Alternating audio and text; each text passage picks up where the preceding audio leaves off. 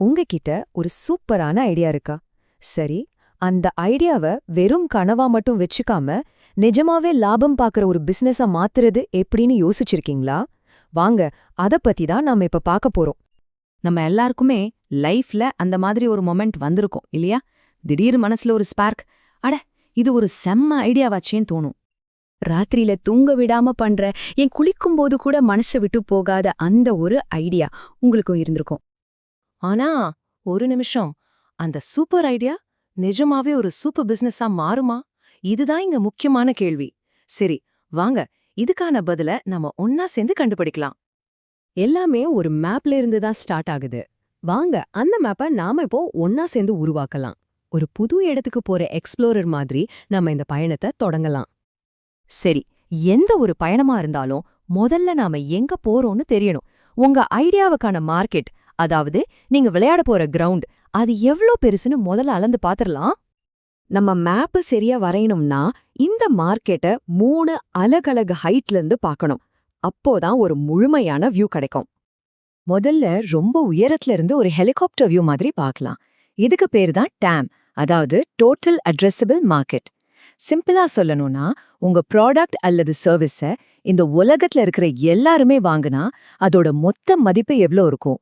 இதுதான் உங்க ஐடியாவோட உச்சபட்ச பொட்டென்ஷியல். அடுத்து கொஞ்சம் கீழே இறங்கி வருவோம். இதுக்கு பேரு SAM, அதாவது சர்வீசபிள் அவைலபிள் மார்க்கெட். உலகத்துல இருக்கிற எல்லாரையும் நம்மால ரீச் பண்ண முடியாது இல்லையா? உங்க பிசினஸ் இருக்கிற இடம், நீங்க பேசுற மொழி, உங்க டெலிவரி நெட்வொர்க், இதெல்லாம் வச்சு நீங்க யாரையெல்லாம் உண்மையாவே டார்கெட் பண்ண முடியும், அதுதான் இந்த SAM. கடைசியா தரைக்கே வந்துரலாம். இதுதான் SOM, அதாவது சர்வீசபிள் அப்டேனபிள் மார்க்கெட். இப்போ உங்ககிட்ட இருக்கிற டீம், பட்ஜெட், உங்க போட்டியாளர்கள், இதெல்லாம் கணக்குல வச்சுக்கிட்டு அடுத்த 1-2 வருஷத்துல நீங்க எவ்வளவு மார்க்கெட்டை பிடிக்க முடியும், இதுதான் நீங்க நிஜமாவே டார்கெட் பண்ண வேண்டிய முதல் இலக்கு. இன்னும் சிம்பிளா சொல்லவா? யோசிச்சு பாருங்க. TAM அப்படிங்கிறது ஒரு பெரிய பெருங்கடல். SAM அப்படிங்கிறது அந்த கடல்ல உங்க படகை எடுத்துட்டு போய் மீன் பிடிக்கக்கூடிய ஏரியா. அப்போ SOM, அதுதான் இன்னைக்கு உங்க கையில இருக்கிற வலைய வச்சு நீங்க பிடிக்கக்கூடிய மீன்கள். இப்போ இந்த 3க்கும் இருக்கிற வித்தியாசம் நல்லா புரிஞ்சிருக்கும்னு நினைக்கிறேன். ஓகே, இப்போ நம்ம கிட்ட மார்க்கெட் எவ்வளோ பெருசுங்கிற ஒரு மேப் இருக்கு. ஆனா மேப் மட்டும் இருந்தா போதுமா? நாம பயணிக்க போற கடல்ல நீரோட்டம் நமக்கு சாதகமா இருக்கா இல்ல எதிரா இருக்கான்னு பார்க்க வேணாமா? வாங்க, மார்க்கெட்டோட வேகத்தை இப்ப செக் பண்ணலாம். 12% சும்மா ஒரு நம்பர் மாதிரி தெரியுதா? ஆனா இது ரொம்ப முக்கியமான ஒரு விஷயம். இதுக்கு பேரு CAGR, அதாவது காம்பவுண்ட் ஆனுவல் growth ரேட். ஒரு மார்க்கெட் வருஷம் சராசரியா எவ்ளோ வேகமா வளருதுன்னு காட்டுற நம்பர் தான் இது. இந்த நம்பர் பாசிட்டிவா இருந்தா காத்து நம்ம பக்கம் அடிக்குதுன்னு அர்த்தம். நம்ம பிசினஸ் வளர சரியான டைம். சரி, இந்த CAGR நம்பரை எப்படி கரெக்டா கண்டுபிடிக்கிறது?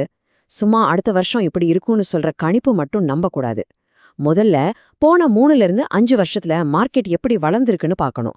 அதுக்கப்புறம் அடுத்த 3-5 வருஷத்துக்கு என்ன கணிப்பு இருக்குன்னு பார்க்கணும். இந்த ரெண்டையும் வச்சு ஒரு சராசரி கணக்கு போட்டாதான் நமக்கு ஒரு தெளிவான நம்பகமான ட்ரெண்ட் லைன் கிடைக்கும். ஓகே, நம்ம மார்க்கெட்டோட சைஸ் தெரியும், ஸ்பீடும் தெரியும். அடுத்து நாம தெரிஞ்சுக்க வேண்டியது, நம்ம பயணத்துக்கு சாதகமா காத்து அடிக்குமா இல்ல புயல் வருமான் தான்.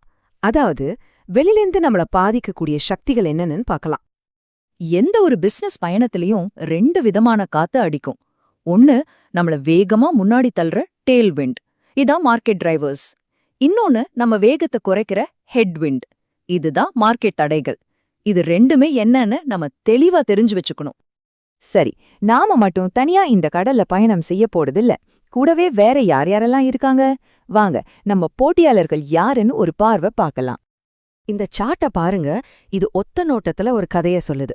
அதாவது நீங்க நுழையிற மார்க்கெட்டை ஒரு 5 பெரிய கம்பெனிங்க 70% கண்ட்ரோல் பண்றாங்களா, இல்ல நிறைய சின்ன சின்ன பிளேயர்ஸ் இருக்கிறதால புதுசா வர்றவங்களுக்கு இடம் இருக்கா? இது ரொம்ப முக்கியமான கேள்வி. சோ நீங்க உங்களையே சில கேள்விகள் கேட்டுக்கணும். இந்த மார்க்கெட்ல முக்கியமான பிளேயர்ஸ் எத்தனை பேரு? மார்க்கெட்ல போட்டி அதிகமா, மிதமா இல்ல குறைவா இருக்கா? டாப்ல இருக்கிற போட்டியாளர்களோட மார்க்கெட் ஷேர் எவ்ளோ? இதுக்கெல்லாம் பதில் தெரிஞ்சாதான் நம்ம அடுத்த ஸ்டெப் என்னன்னு முடிவு பண்ண முடியும். ஓகே, நாம நம்ம மேப்பர் ரெடி பண்ணிட்டோம். காத்து எந்த பக்கம் அடிக்குதுன்னு பார்த்துட்டோம். நம்ம கூட போட்டி போட யார் இருக்கானோ தெரிஞ்சுக்கிட்டோம். இப்போ எல்லாத்தையும் தாண்டி அந்த முக்கியமான கட்டத்துக்கு வந்தாச்சு. முடிவெடுக்க வேண்டிய நேரம்.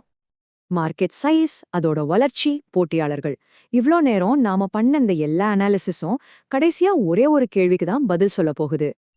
அந்த கேள்வி இதுதான்: நாம டார்கெட் பண்ற இந்த மார்க்கெட்ல நம்ம உள்ள நுழையறதுக்கும் நம்ம பணத்தையும் நேரத்தையும் முதலீடு பண்றதுக்கும் ஏத்த மாதிரி ஒரு வலுவான நிலையான வளர்ச்சிக்கு வாய்ப்பு இருக்கா?